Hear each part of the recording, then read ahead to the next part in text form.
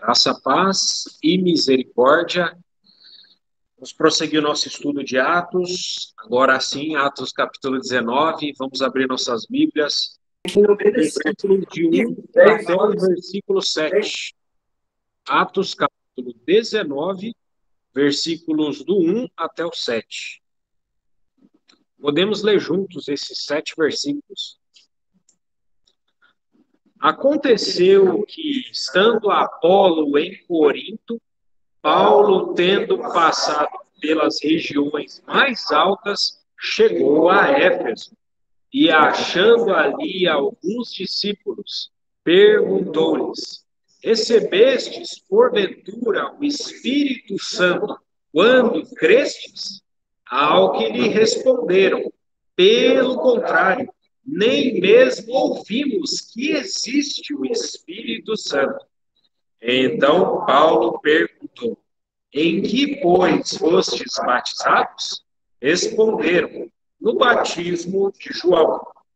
Disse-lhes Paulo: João batizou com batismo de arrependimento, dizendo ao povo que cresça naquele que vinha depois dele, a saber, em Jesus.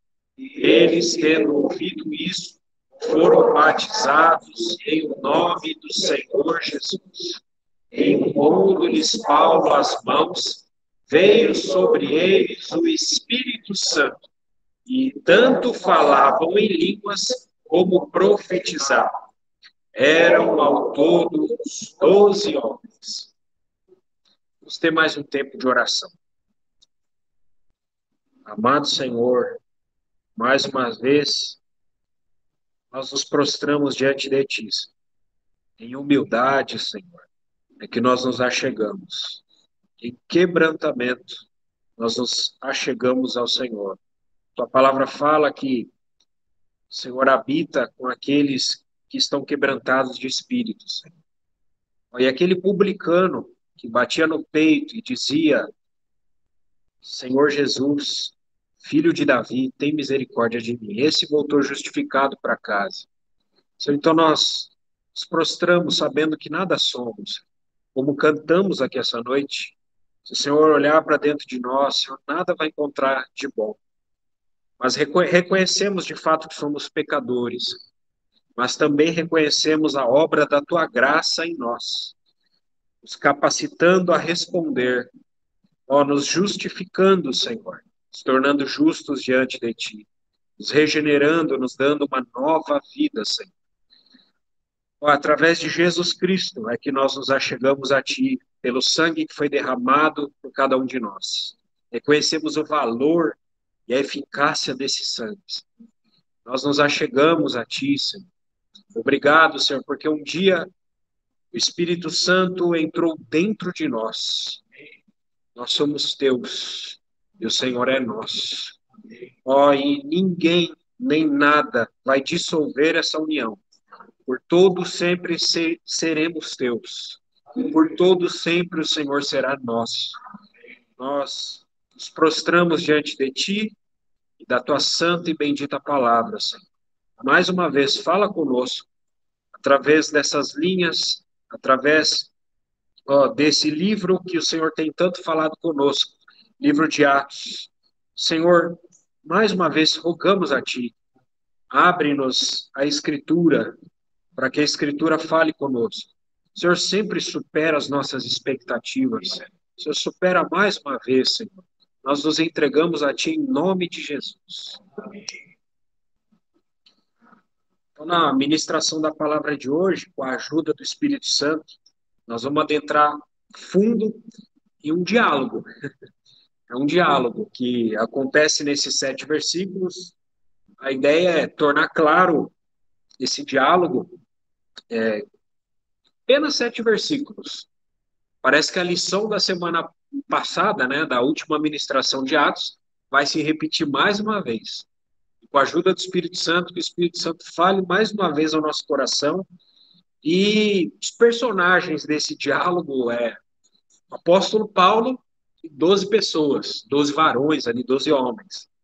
Então, só para contextualizar, relembrar, o que foi de muito valor para nós na última ministração da palavra, foi os versículos 24 até o versículo 28 do capítulo 18. Esses versículos são uma espécie de parênteses. Foi ali introduzido um novo personagem, né? Até então, nós tínhamos ali no livro de Atos os 120 que foram batizados em Atos 2, os samaritanos que foram batizados em Atos 8, Atos 10, a casa de Cornélio, ali houve um novo batismo no Espírito Santo com gentios, e Pedro, outros discípulos ministraram o evangelho por tantos lugares, para aqueles que são da circuncisão. Paulo foi ministrar o evangelho para aqueles que não eram da circuncisão, os gentios, e surgiu um personagem novo ali. O cenário ali, a gente já passou por Atos 15, onde muitas pessoas estavam pregando a palavra, vários tipos de ensinamentos, e ali a gente chegou na semana passada um personagem novo. Quem é esse personagem? Apolo.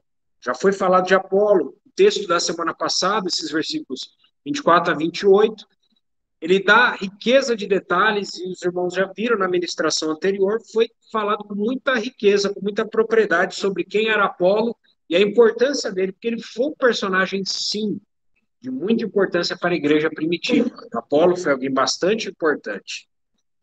Então, o texto da semana passada também fala que, embora Apolo convencesse os judeus ali onde ele estava, por meio das sagradas escrituras, que Jesus é, sim, o Cristo, o Messias, o enviado de Deus, aquele predito no Antigo Testamento, havia uma carência em Apolo. Apesar de tudo isso, dele ser eloquente, de tantas qualidades, virtudes que nós vemos em Apolo, havia uma carência nele. A carência que já foi abordada, só relembrando mais uma vez para contextualizar essa ideia, faltava algo em Apolo, pois ele somente conhecia o batismo de João. Então é importante a gente guardar isso em mente, que Apolo somente conhecia o batismo de João, porque isso mostra para nós que, embora Apolo pregasse que Jesus era o Cristo, o fato dele somente conhecer o batismo de João tornava a mensagem dele incompleta.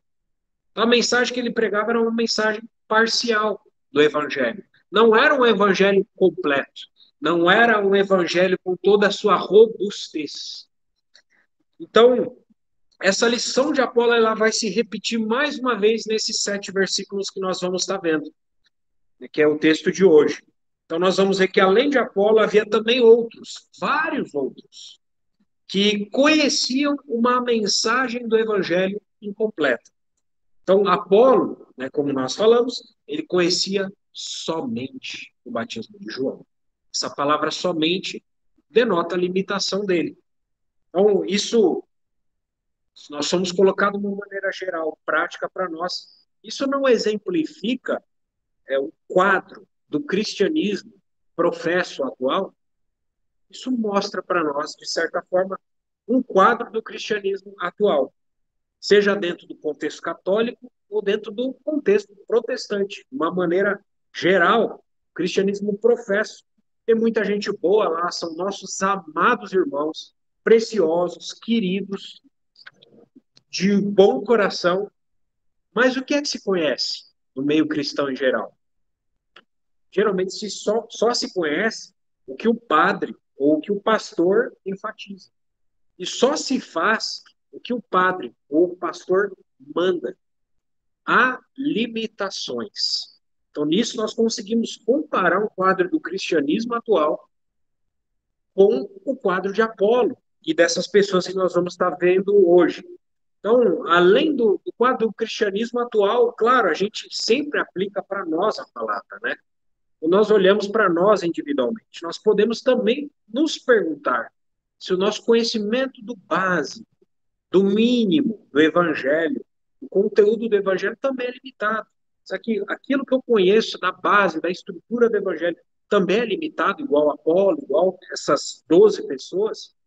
Será que o que nós conhecemos do evangelho é algo parcial, é algo incompleto?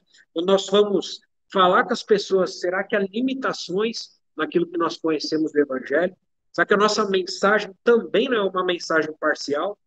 Porque se a nossa mensagem é uma mensagem parcial, como nós vamos falar para as pessoas das riquezas insondáveis de Cristo. É claro que nós não estamos falando aqui de apresentar todo o conselho de Deus para as pessoas, isso é impossível. Nós, por toda e toda a eternidade, vamos ficar conhecendo o Senhor.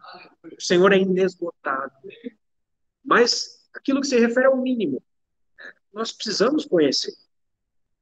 Então, nós também podemos nos perguntar se o que nós tensionamos fazer quando nós temos na mente uma ideia de pregação do evangelho não é só mais um ativismo religioso. Porque tem muitos fazendo por aí. Precisamos fazer as obras de Deus, precisamos fazer a obra. Obra, obra, obra, obra, e muitas vezes apenas não passa de um ativismo religioso, sem reflexão, sem pensar adequadamente se a mensagem está sendo adequada ou se está sendo uma mensagem qualquer, uma mensagem que não toca o coração da pessoa, que não mostra quão pecaminosa ela é, quão necessitada e carente ela é do Senhor, da graça do Senhor. Há muito evangelho falso nos nossos dias, como também havia nos dias dos apóstolos, né? Então nós podemos sempre nos perguntar, diante das Sagradas Escrituras, se o que nós conhecemos, tudo que nós conhecemos como cristãos, está atrelado ou limitado à herança de um grupo religioso. E quando nós olhamos o exemplo de Apolo, ele conhecia somente o batismo de João. E é o exemplo que nós também vamos ver hoje. Então, muitos cristãos, aquilo que eles conhecem é atrelado a um grupo, é atrelado a um contexto da onde eles vieram. E essa pode ser a nossa experiência individual como cristão. Apolo só conhecia o batismo de João. Então, muitas vezes, né, quando nós saímos, estava comentando isso mais cedo, é interessante nós estarmos com irmãos de assembleias distintas, né, de diversos irmãos. Quando a gente está com determinados irmãos, nós conseguimos perceber, a experiência dos irmãos também, conseguir perceber certos trejeitos, certos vícios, certas frases, entonações, hábitos, né, que determinados irmãos e determinados grupos têm. Esses trejeitos geralmente estão relacionados a contextos. Contextos. Isso fica claro, né, quando os jargões vêm à tona. Tem vários jargões de grupos, atrelados a grupos, eles vêm à tona. Muitas vezes, quando os irmãos se cumprimentam, né, alguns falam a paz do Senhor, outros falam apenas a paz, outros já vão para a palavra no hebraico, shalom, paz, né? E aí você vê que no grupo, às vezes até o pessoal está usando kippá, tem arca da aliança de bijuteria no púlpito, tem uma salada, né? De acordo com o grupo dos irmãos. Por exemplo, você pega os irmãos batistas, eles se cumprimentam com graça e paz, desejando ao irmão que eles estão se cumprimentando que a graça e a paz do Senhor estejam com eles. Mas quando você vai no contexto presbiteriano, eles invertem as palavras, é paz e graça. Mas não é tudo a mesma coisa, né? Mas você percebe que certos trejeitos e jargões estão atrelados a grupos, contextos de onde essas pessoas vêm. Então, é interessante que os contextos de onde nós viemos como cristãos podem dizer muito sobre nós, muito sobre aquilo que nós conhecemos da palavra, ou até podem dizer tudo sobre nós. Ou também pode simplesmente ser um contexto onde nós passamos, onde nós absorvemos aquilo que é bom, né, e nós guardamos isso no nosso coração, porque há coisas boas em cada contexto cristão que não devem ser rejeitadas, por mais que você saia de um contexto cristão, há coisas boas lá, que devem ser retidas, que devem ser armazenadas, né, e preservadas, né? Mas também, precisamos dizer de maneira franca, há coisas que precisam ser rejeitadas, há coisas que precisam ser excluídas. Existem coisas que não são boas em contextos cristãos. Claro que nós estamos falando aqui, não estamos falando da Bíblia, estamos falando de coisas que são atreladas a contextos cristãos, onde os cristãos se congregam, né? Então, muitas vezes, esses trejeitos, essas frases de impacto, esses jargões, em determinados contextos, podem esconder, tá? Esconder certas limitações na nossa fé. E nós, como cristãos, precisamos transcender os contextos de onde nós viemos. Nós não somos chamados como cristãos para vivermos acorrentados, para vivermos enjaulados ou limitados a contextos de onde nós viemos, ou ao que nós aprendemos, ou aquilo que nós vivemos no passado. Claro, né? Mais uma vez, nós não estamos se referindo às escrituras, mas nós vimos com a experiência de Apolo, e nós vamos ver com essas 12 pessoas, mas especificamente de Apolo, nós vamos ver que essas limitações, essas barreiras só são quebradas quando há quebrantamento suficiente, como havia em Apolo, para produzir no coração um coração ensinável, né? Um coração ensinável, que nós sejamos ensinados. Porque se nós não tivermos um coração ensinável, não há caminho em nós para que nós nos tornamos cristãos maduros, para que o Senhor se derrame abundantemente em nós, para que nós possamos contemplar como por um espelho a face do Senhor e sermos transformados de glória em glória na imagem do Senhor Espírito. Então, o coração ensinável é muito urgente nos cristãos. Você percebe que em muitos contextos, né, o contexto se torna uma barreira.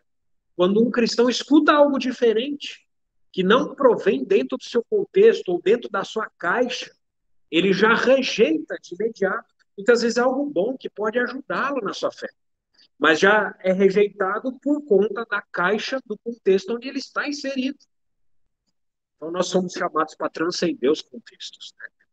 Por mais que nós possamos ter sido ajudados em determinado contexto, etc., nós não somos chamados para ser limitados como cristãos. Então, irmãos, nós possuímos, né, mais uma vez, as Sagradas Escrituras, que são a nossa única regra de fé e conduta. Mas nós também possuímos, isso eu quero chamar a atenção, em um nível abaixo, sempre dizendo abaixo das Sagradas Escrituras, uma herança de mais de 2.000 anos de cristianismo. 2.000 anos de fé cristã na Terra. Então, a igreja ela não começou há 500 anos atrás na Reforma Protestante. A igreja não começou com Lutero, Calvino, Zwingli.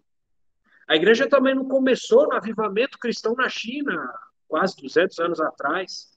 A igreja não começou com Atmani, Witness Lee. A igreja não começou com o pessoal da Rua Azusa, ali naquele avivamento, ou no avivamento do País de Gales, com Eva Roberts, a irmã de Aspen Lewis, ou qualquer outro irmão. A igreja não está limitada a pessoas. A igreja começou naquele dia de Atos 2, onde o Espírito Santo, a nossa origem é o derramamento do Espírito Santo.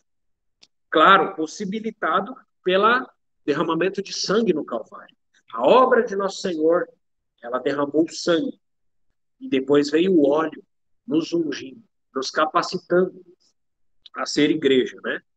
Então, falando sobre essa herança que nós temos, né?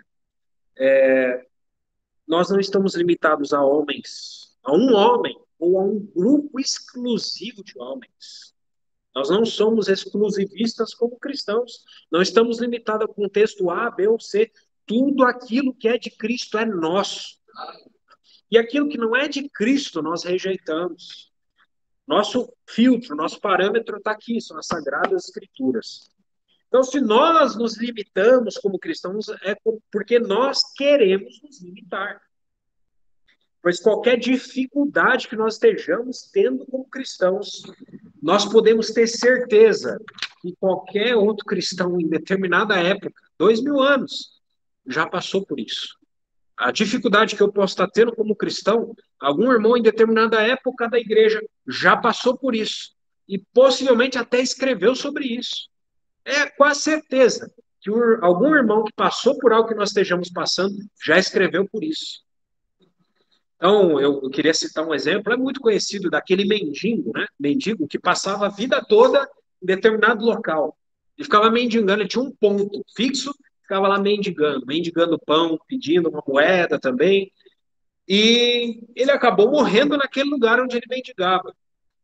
acabou falecendo ali, e as pessoas que acompanharam ele a vida inteira ali, mendigando, falaram, olha, eu acho que ele gostaria de ser enterrado nesse lugar onde ele viveu praticamente a vida toda mendigando. Você sabe de algum lugar onde ele, ou a um outro lugar? Não, não sabe. Então, vamos enterrar ele aqui nesse lugar, onde ele mendigava. E aí, quando foram cavar o solo, descobriram que havia ouro e mais ouro, ali da onde ele mendigava a vida toda. Então, essa pode ser a nossa experiência como cristão. Mendigando a vida toda ou correndo atrás das migalhas que o padre ou o pastor nos oferece. Quando nós temos diante de nós uma herança de 2.000 anos e as Sagradas Escrituras para nós.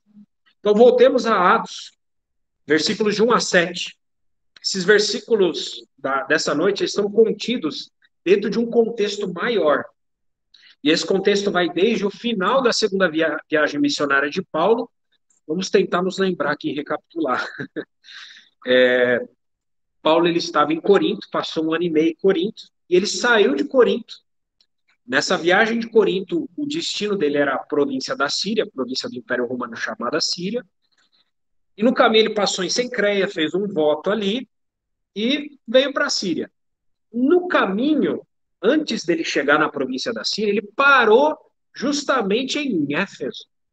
Ele parou na cidade de Éfeso, onde Paulo, nós sabemos, não perdia tempo, foi já pregando o evangelho na sinagoga e deixou por lá Áquila e Priscila, amado casal precioso.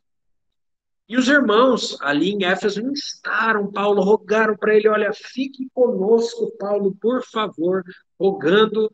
E qual foi a resposta de Paulo, né? Paulo acabou se despedindo dos irmãos. Paulo, ele não se detinha por nada, né? E ele disse, né, foi muito bem lembrado, se Deus quiser, voltarei para vós outros. Bom, irmãos, e Deus quis. Nós vamos essa noite que Deus quis. Mas muito interessante isso. Paulo disse, se Deus quiser. Possivelmente fazendo um eco ali da epístola de Tiago, que já circulava entre os irmãos, né, mostrando a falibilidade dos projetos humanos. Não diga, eu vou para tal lugar, se o Senhor quiser, nós iremos para tal lugar e faremos tal coisa. Então, esse ensino já se espalhava entre a igreja primitiva. Então, Paulo falou, se Deus quiser. Então, os irmãos se lembram de lá, de Éfeso, Paulo parou na cidade de Cesareia, uma cidade marítima, e de Cesareia ele foi para Jerusalém para saudar a igreja. O texto ele não fala, não dá muitos detalhes, só fala que ele saudou a igreja em Jerusalém, e de Jerusalém ele foi para onde tudo começou, Antioquia. Paulo voltou para casa, a cidade e a igreja, que era a sua assembleia, onde ele pertencia, igreja em Antioquia. Então, esse foi o final da segunda viagem missionária, só para a gente contextualizar. E então se iniciou a terceira viagem missionária de Paulo, no versículo 23 do capítulo 18. Versículo 23 do capítulo 18 é o início da terceira viagem, e só para constatar, essa viagem, essa terceira viagem, ela vai até Atos capítulo 21, versículo 26. Começa em Atos capítulo 18, versículo 23, e termina em Atos capítulo 21, versículo 26. Então, acho que é até válido nós colocarmos os nossos olhos nesse versículo 23, capítulo 18, e depois a gente passa a ler os versículos de 1 a 7 do capítulo 19. Versículo 23, repetindo, é quando começa a terceira viagem. E esse versículo podemos até dizer que ele é uma espécie de chave para nós entendermos a mensagem de hoje e a terceira viagem de Paulo. Então vamos ver esse versículo.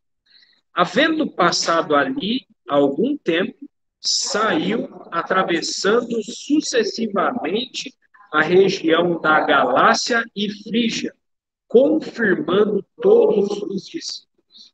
Então, o versículo começa falando, havendo passado algum tempo, mas aonde? A gente já sabe, Antioquia, onde ele passou e ficou por um tempo ali, sua assembleia local. Então, assim que terminou a segunda viagem missionária, Paulo retornou para casa, ficou um período ali não especificado, o versículo não fala quanto tempo Paulo ficou em Antioquia, mas é algum tempo, o versículo diz. Então, falando de Antioquia, fazendo uma ponte, os irmãos se lembram qual foi a última menção de Antioquia antes dessa? Está no capítulo 15 de Atos, não precisa abrir, mas foi a partir desse acontecimento que surgiu o Concílio de Jerusalém e que também surgiu a segunda viagem missionária de Paulo. Quando terminou o Concílio de Jerusalém, os irmãos foram espalhar, saíram na segunda viagem missionária para quê, a princípio? Para levar as cartas de recomendação sobre aquilo que aconteceu ali naquele contexto de Atos 15. Qual foi o acontecimento, afinal, de Atos 15, para resumir? Atos 15, 1, diz o seguinte: alguns indivíduos, lembrando, né, daqueles indivíduos que desceram da Judéia e ensinavam aos irmãos de Antioquia: se não vos circuncidardes segundo o costume de Moisés, não podeis ser salvos. Já falamos desse absurdo que era uma pregação do cristianismo misturada com o judaísmo. Então, esse foi o acontecimento ali que remete à última coisa que aconteceu em Antioquia.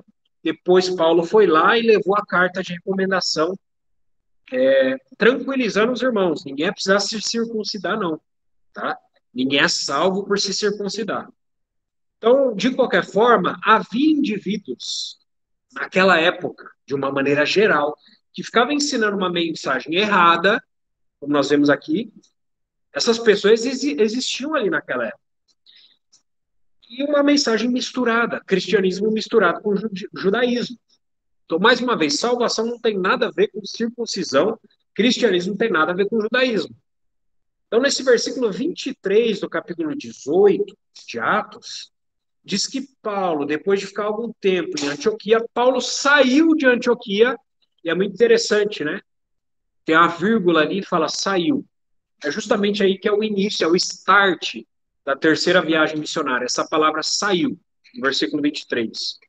Saiu de Antioquia, ele foi para onde? O que Paulo foi fazer e aonde? Foi fazer o quê?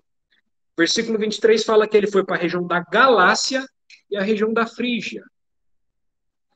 E diz que o que ele fez foi confirmar todos os discípulos. Primeiramente, a região da Galácia e região da Frígia eram regiões onde Paulo, na sua primeira viagem missionária, já tinha ido. A região da Galácia tinha ali cidades como Derbe, Listra, onde Paulo foi apedrejado, Icônio. Paulo passou de novo nessas cidades onde ele já havia pregado o evangelho. E a região da Frígia.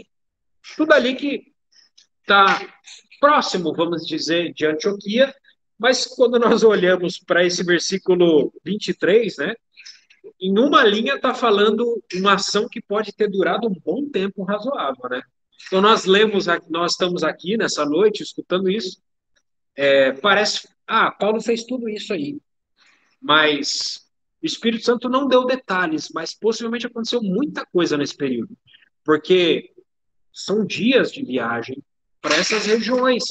E confirmar os irmãos também é algo que não é algo rápido. Ninguém confirma alguém com uma frase. É algo que dura um tempo determinado para fazer essas questões. Então, essa ação de confirmar os discípulos, eu fiquei intrigado. O que significa essa palavra confirmar? Confirmar. Eu fui consultar alguns léxicos de grego do Novo Testamento para ver o que significava isso. E é muito interessante.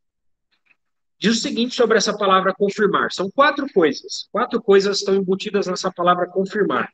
O significado, primeiramente, significa eliminar dúvida. Confirmar significa eliminar dúvida. Você não confirma algo que não seja duvidoso. Também significa fortalecer. Fortalecer. Terceira palavra, pôr a salvo. E a quarta palavra, estabelecer. São quatro coisas embutidas nessa palavra confirmar.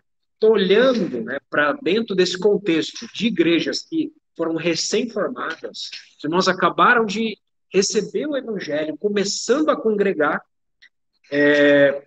nós olhamos a necessidade das igrejas. Qual era a necessidade? O evangelho já foi pregado, havia necessidade de pastoreio. E essas quatro funções aqui são funções de um pastor. O amor de Paulo, um exemplo para nós, um pastor. Paulo era um pastor.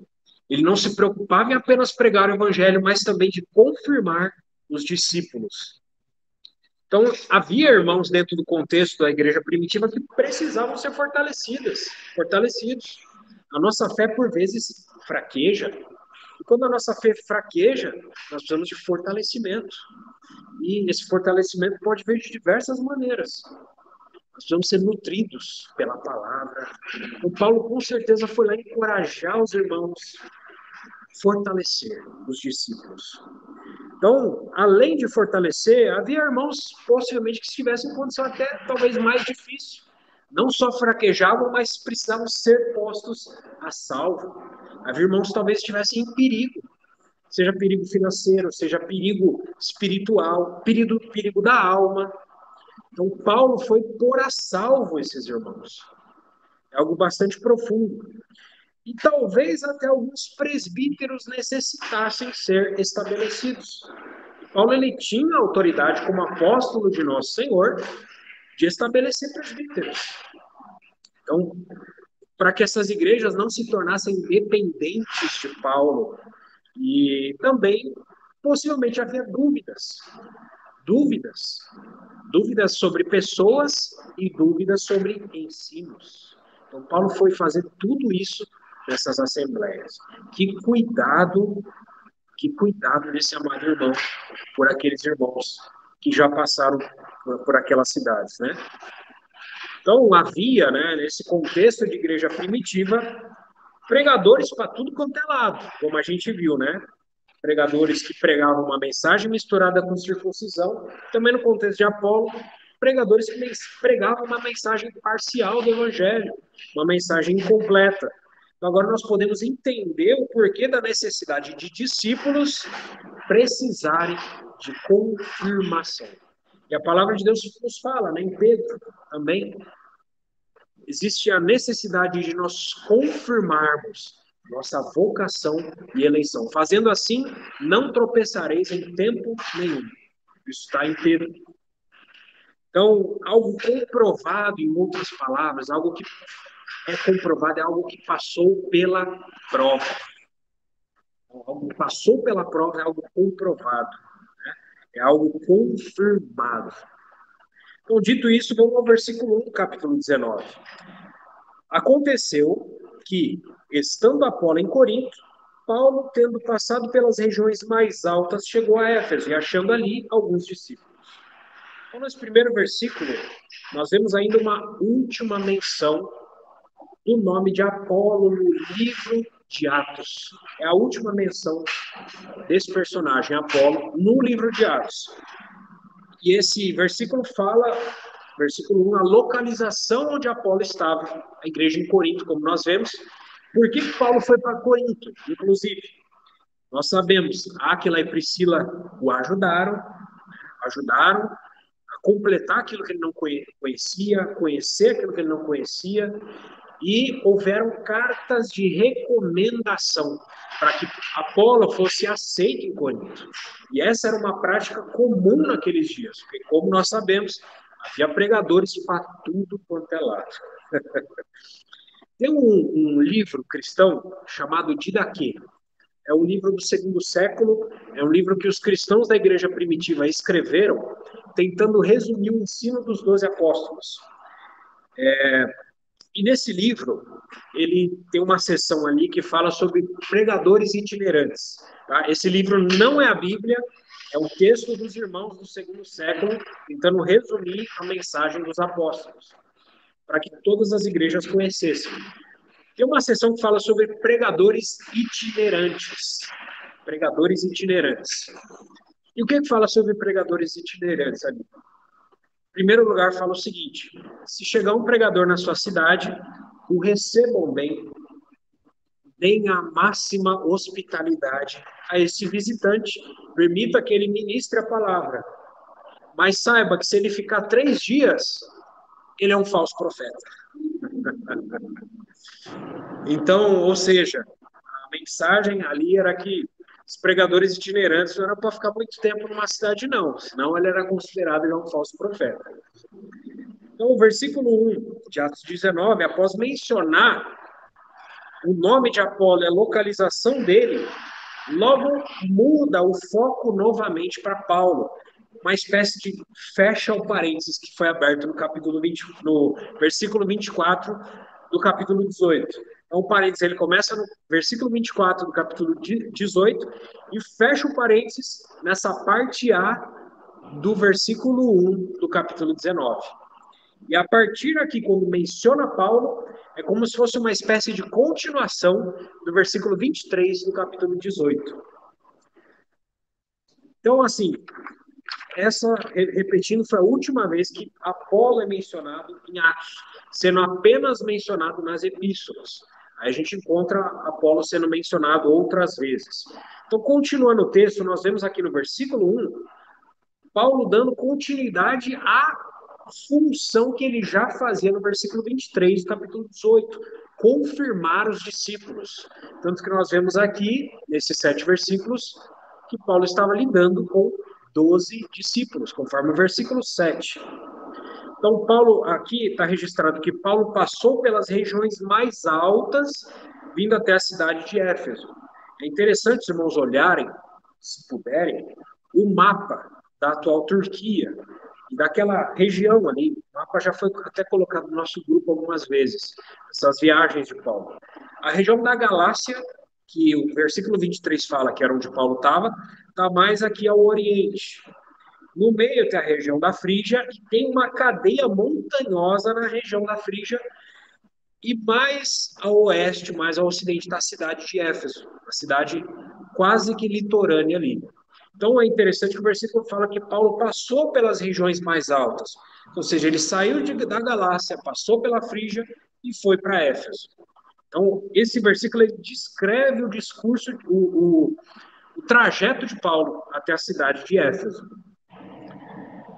Então, mais uma vez, Paulo disse, né, anteriormente, se Deus quiser, voltarei para vós outros. Deus quis e chegou a hora de Paulo entrar em Éfeso. Eu não vou falar nada sobre Éfeso, eu vou deixar por mão da próxima ministração da palavra, porque tomaria muito tempo. Mas tem algo muito precioso ali, sobre a cidade de Éfeso e o contexto de Éfeso. Mas, por fim, o texto do versículo 1 relata, por fim, que em Éfeso, Paulo encontrou alguns discípulos. Assim como ele encontrou na Galácia e na Frígia, ele confirmava os discípulos, Paulo encontrou aqui também em Éfeso. Versículo 2. Podemos ler juntos, se irmãos quiserem. Perguntou-lhes: recebestes, porventura, o Espírito Santo quando crestes? Ao que lhe responderam: pelo contrário, nem mesmo ouvimos que existe o Espírito Santo. Então, através desse versículo, nós conseguimos descobrir o que Paulo fazia primeiramente quando ele encontrava discípulo em algum lugar. O que Paulo fazia? Ele fazia perguntas. Paulo fazia perguntas. Paulo questionava. Fazer perguntas é criar relacionamentos. Nós criamos relacionamentos através de perguntas. Já pararam para pensar? Como é que você está? Tudo bem? Você vem sempre aqui? Olha, gostei, né? Gostei do cabelo da irmã. A gente cria relacionamentos. Irmão, o marido não ficou muito feliz.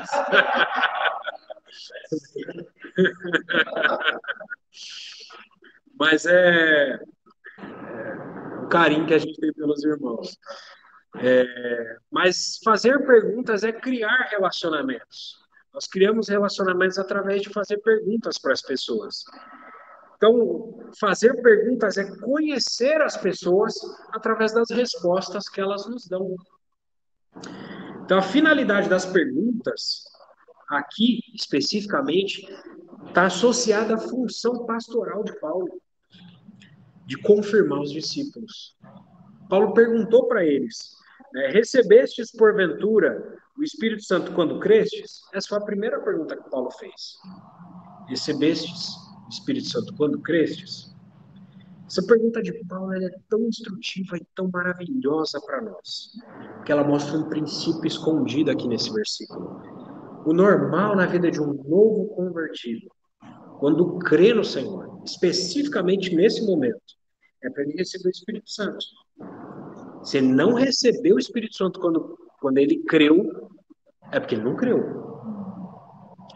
E, irmãos, pasmem, existem algumas traduções modernas que substituem a palavra quando pela palavra depois. Existem traduções modernas que fazem isso, dando a entender o quê? Que existem dois momentos separados. Um momento diferente do outro, onde você crê, e outro momento para você receber o Espírito Santo. Tem traduções modernas que fazem isso. Então, esse é um erro do tradutor. Isso não está nos manuscritos mais antigos, não está nos manuscritos mais originais. O texto correto está como a gente leu aqui. Recebestes o Espírito Santo, porventura, quando crestes? No momento que crê, recebe o Espírito Santo. Então, o Espírito Santo, isso é um trabalho precioso do Senhor. No momento em que nós cremos, o Espírito Santo ele vem vivificar o nosso espírito humano que está mortificado. O Espírito Santo ele entra lá dentro. Ele faz morada ali, ele nos dá uma nova vida, ele nos regenera. É por meio do Espírito Santo, no poder dele, que nós vivemos a vida cristã. Quem crê no Senhor Jesus tem o Espírito Santo. Quem não crê no Senhor Jesus não tem o Espírito Santo. Não é possível crer e ter o Espírito Santo. São coisas incoerentes, é algo incompatível. Então, João Batista, inclusive, disse o seguinte, que ele batizava com água, mas aquele que viria depois dele, se referindo ao Senhor Jesus, vos batizaria com o Espírito Santo. Então, essa pergunta de Paulo revela claramente que a marca de alguém que crê no Senhor Jesus é o Espírito Santo. Se você tem o Espírito Santo é porque você crê no Senhor Jesus. Então, qual foi a resposta deles? Eles responderam, pelo contrário, nem mesmo ouvimos que existe o Espírito Santo. Aqui, mais uma vez, infelizmente, segue mais um erro do tradutor. E, e quando nós estamos aqui tentando corrigir o tradutor, tá? Nós não, fique claro, nós não estamos tentando corrigir a Bíblia. Nós não estamos tentando corrigir a Bíblia. Como nós não sabemos falar as línguas onde foram escritos a Bíblia e nem temos acesso aos manuscritos mais antigos, muitas vezes a gente acaba indo na onda do tradutor, né?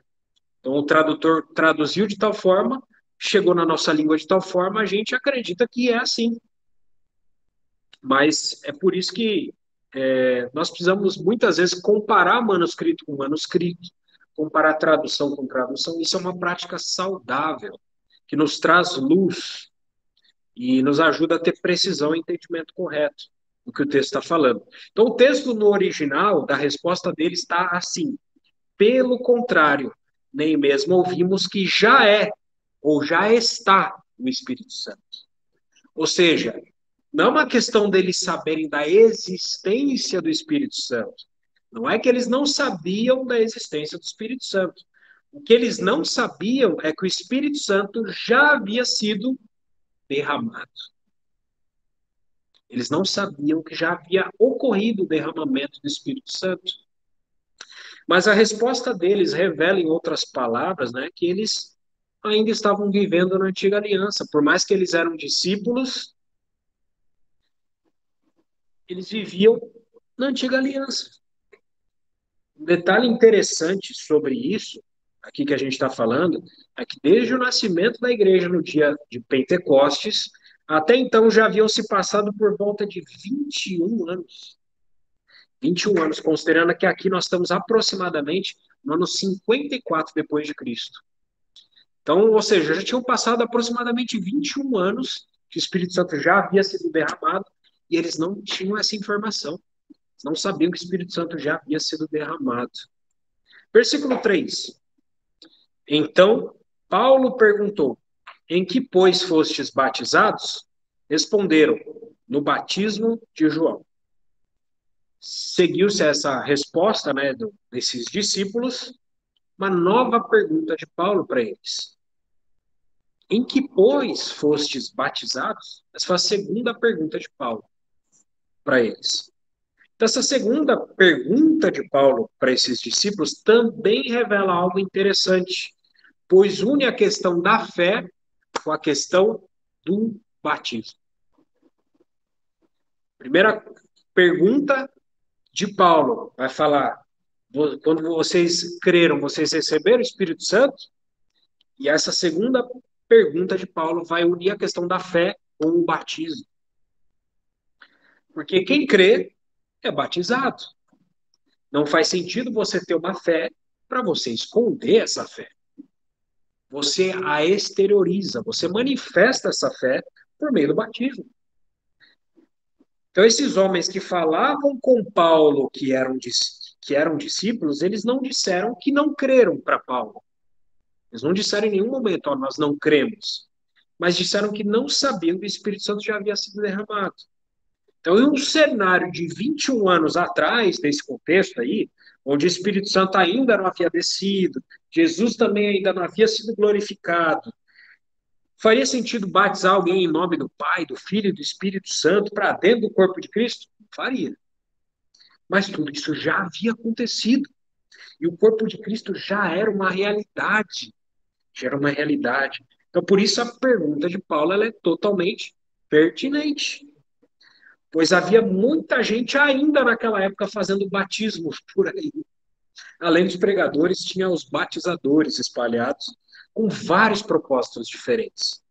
Além dos discípulos de João, que batizavam, tinha os essênios, que também batizavam, os mandeanos, samaritanos, entre vários outros que praticavam batismo naqueles dias. Então, por isso Paulo perguntou, vocês foram batizados no quê?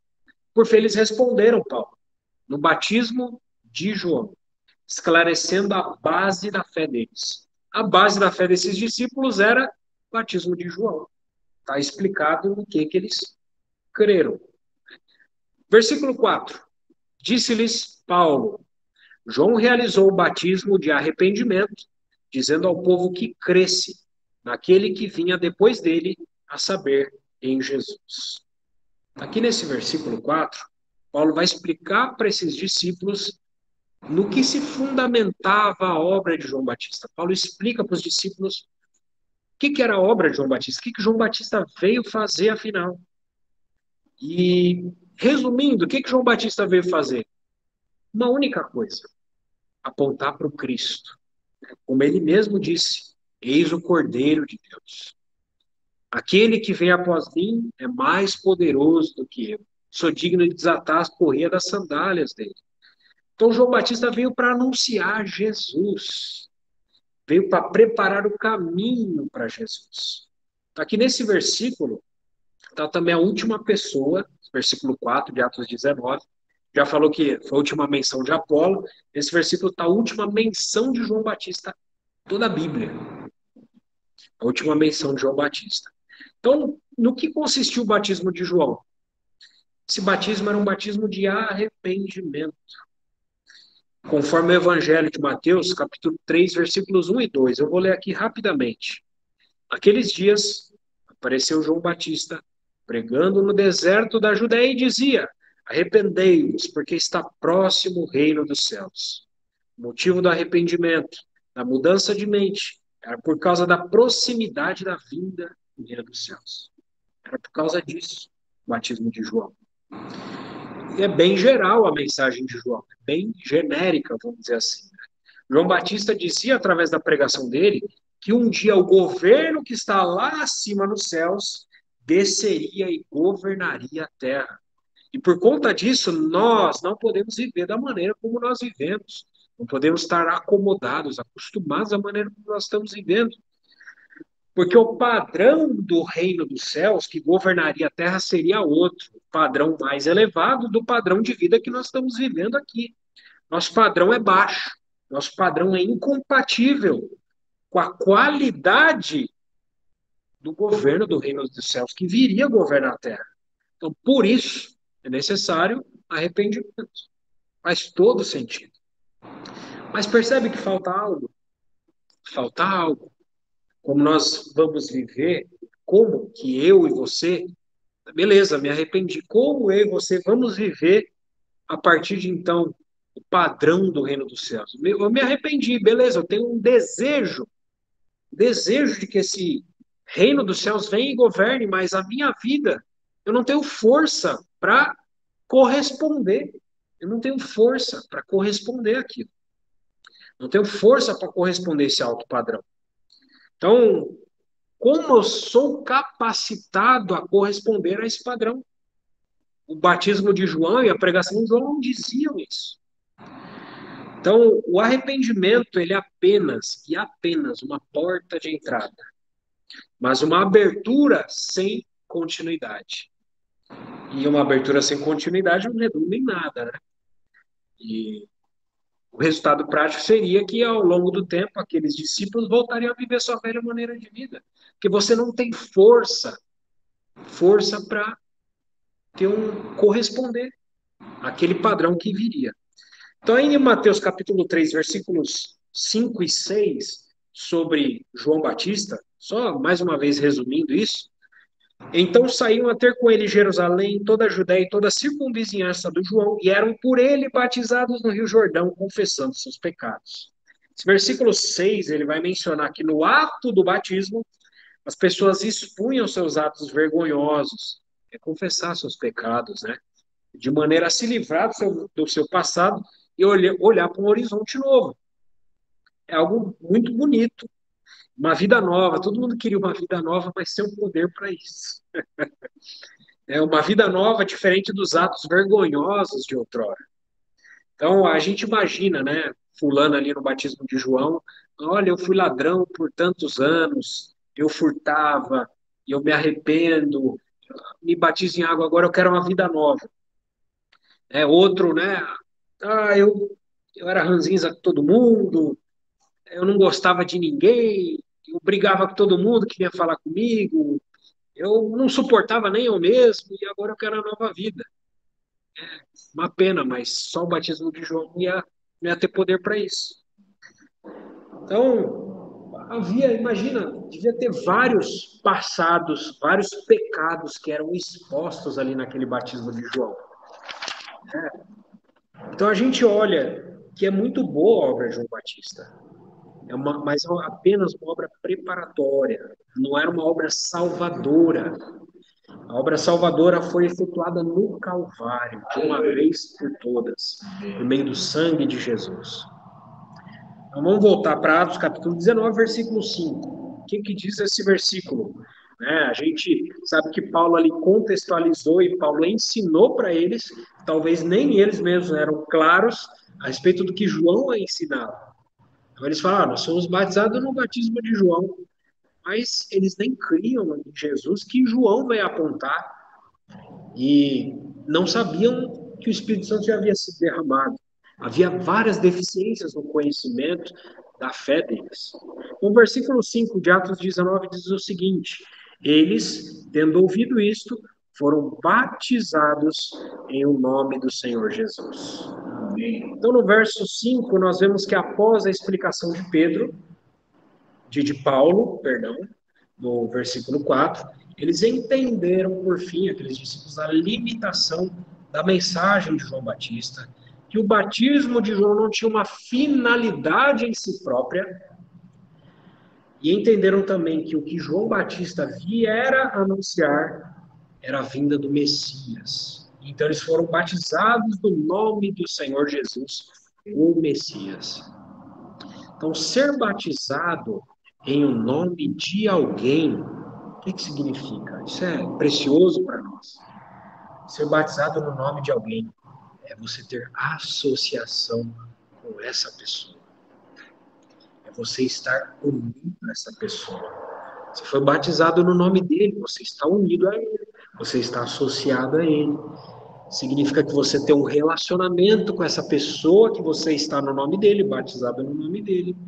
Igual os casais, né? Os casais. Quando é dado matrimônio, é tomado geralmente o sobrenome, né? De um ou do outro. De uma maneira. Para que significa? O que esse ato significa, né? Tomar um o nome do outro. É você fazer uma associação, você fazer um vínculo. Então, o fato desses discípulos ainda não terem sido batizados no nome de Jesus denota que ainda eles não tinham vínculo com Jesus. Se tratavam de pessoas, podemos dizer, ainda não salvas. estavam no meio dos irmãos, eram considerados discípulos ali, mas eles ainda não tinham vínculo com Jesus, não tinham sido batizados no nome de Jesus. Então, podiam até saber quem era Jesus, ter informações a respeito de Jesus, mas isso não é suficiente. Nós sabemos, né? O irmão falou na ministração passada que não adianta ser cabeça, que adianta ter a cabeça cheia de informações. Isso não significa nada. Eu posso ter muita informação sobre Jesus, mas não conhecê-lo e não ter intimidade com ele. No caso deles aqui, não tinham um vínculo com Jesus, não tinham sido batizados em nome de Jesus. Então, da mesma maneira, né, a gente citou o exemplo do matrimônio, é normal o marido, nossa, eu tenho muitas informações da minha esposa, eu sei vários detalhes sobre ela, mas ela está lá, mora longe, e eu moro em outra casa. É estranho, né? Não pode nem dizer que isso é um casamento, não pode dizer que isso é um matrimônio, não pode dizer que tem vínculo. Se um mora num outro lugar e o outro tem apenas informações. União significa relacionamento, significa intimidade. Isso o batismo é uma maneira de exteriorizar. Então, isso é lindo para mostrar para nós, né? Que no batismo, irmãos, nós nos casamos com Deus. Nos casamos com Ele de uma vez por todas. O Senhor é o nosso marido. Nós somos dele. E Ele é nosso. E, irmãos, nós nos casamos com o Senhor para sempre. Ou para sempre, onde o Senhor estiver, nós também estaremos. O destino dele é o nosso destino. Onde ele estiver por toda a eternidade, nós também estaremos. A nossa união com o Senhor, ela é indissolúvel. Nada nem ninguém nos separa do Senhor. Nada pode nos separar do amor de Deus que está em Cristo Jesus, nosso Senhor. Então, o batismo ele é um testemunho da salvação. É um ato público, onde nós afirmamos que nós pertencemos ao Senhor. É um casamento. Estou casado com Cristo. Deixei a minha velha vida. Deixei o mundo. Morri para o mundo. Agora eu vivo para Deus. Agora estou casado com Ele, com Cristo, e para sempre estarei unido com Ele. Por toda a eternidade. Então, versículos 6 e 7 de Atos, por fim. Podemos ler juntos esses dois versículos?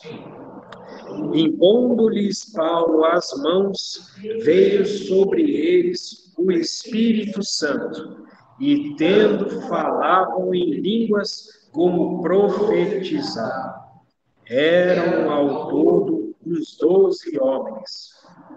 Começando pelo verso 7, né, ele vai especificar quantas pessoas estavam dialogando com Paulo, a gente já falou sobre isso, são 12 pessoas, 12 varões ali.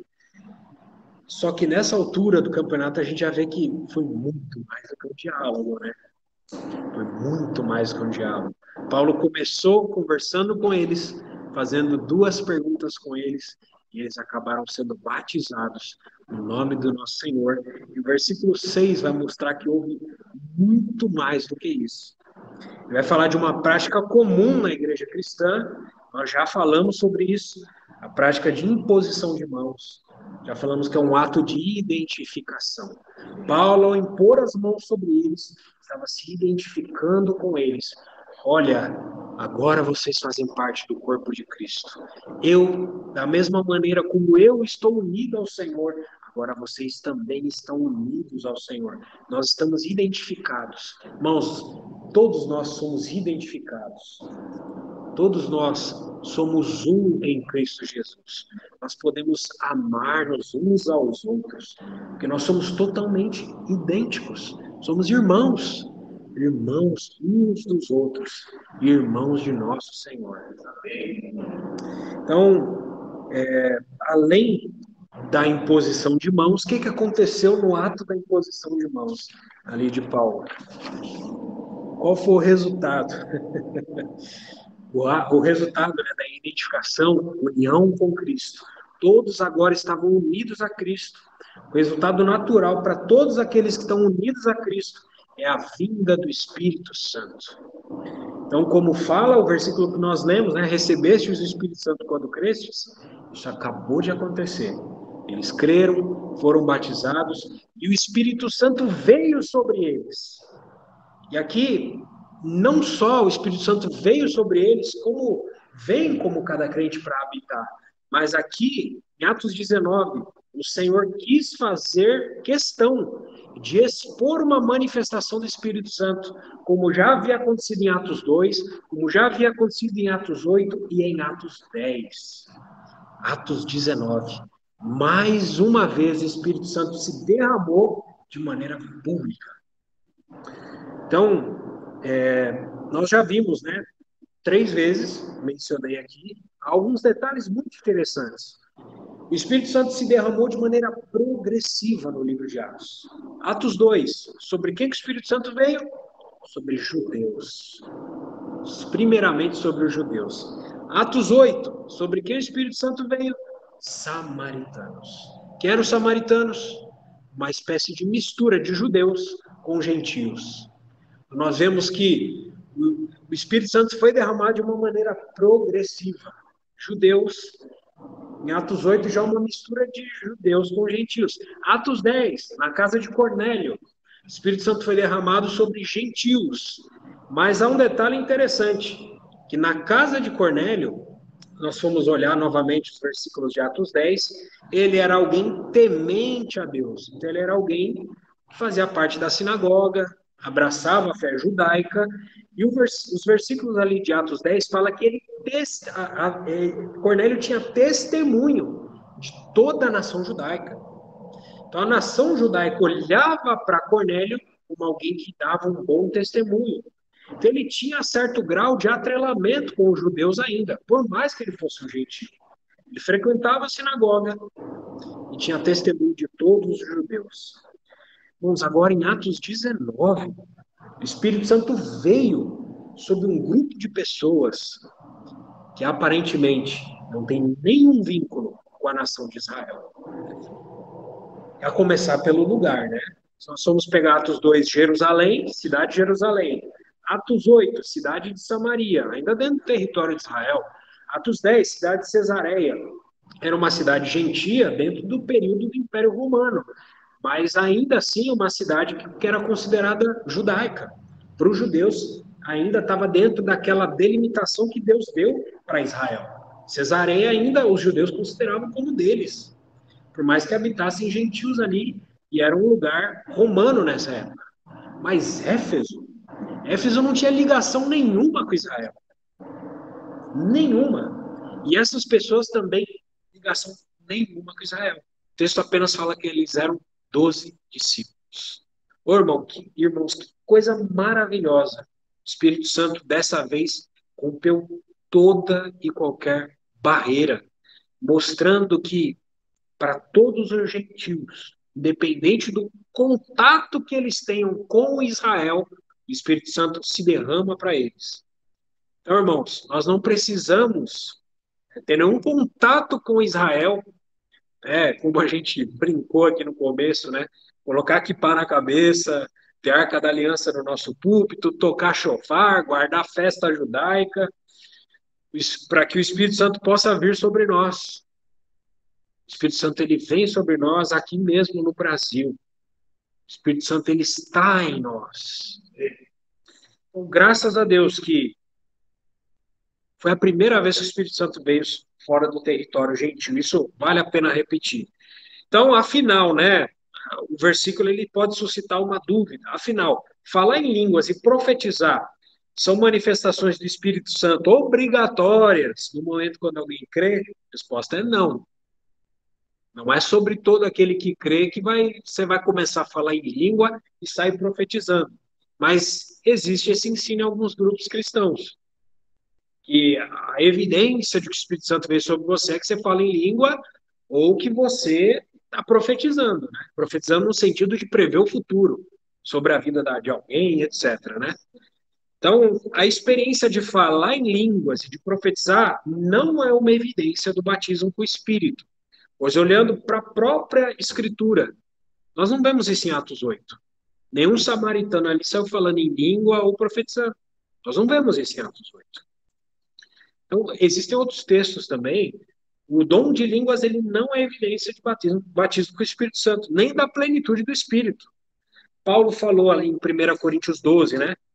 Falam todos em outras línguas? É de maneira, uma pergunta irônica. Claro que não. Não falam todos em outras línguas. Está falando a lista de dons ali. Nem todo mundo, nem todos os cristãos vão falar em línguas. Tem cristão que vai falar em língua, não deve ser proibido. Mas tem cristão que não vai falar em língua, vai passar a vida inteira e não vai ter essa experiência. Paulo falou, falam todos em outras línguas? O contexto ali, se você for pegar no grego, ele exige uma resposta negativa. É importante destacar também algo interessante nesses 4 derramamentos do Espírito Santo, registrado no livro de Atos, que todos eles, esses 4 derramamentos, foram confirmados pelos apóstolos. Os apóstolos estavam presentes. Em Jerusalém, quem é que estava lá? Os 12, né? Pedro, Paulo, Matias, tinha acabado de ser reintegrado, né? Em Samaria, quem estava lá? Pedro e João. Cesareia, quem estava lá? Pedro. E agora em Éfeso, quem é que estava lá? Paulo. Então, os apóstolos confirmaram esses 4 derramamentos do Espírito Santo no livro de Atos. Então, irmãos, finalmente, né? Nós podemos dizer que a norma da experiência cristã um conjunto de 4 fatores. Falando em experiência inicial, arrependimento. Primeiramente, todos temos que nos arrepender dos nossos pecados. Isso João Batista pregava, né? Fé em Jesus, batismo na água e a dádiva do Espírito Santo. Essa é a experiência inicial de todo aquele que crê. Por fim, né, sobre esse contexto de Paulo confirmar discípulos, Paulo ele se preocupava tanto com isso, com essa função pastoral, que ele escreveu para irmãos que sequer ele conhecia e tinha visitado uma epístola chamada Epístola aos Romanos. Onde do capítulo 1 até o capítulo 4, Paulo está pregando o evangelho para o não crente. E do capítulo 5 ao 8, ele está pregando o evangelho para o crente. A santificação, o caminho da maturidade, Romanos 5 ao 8.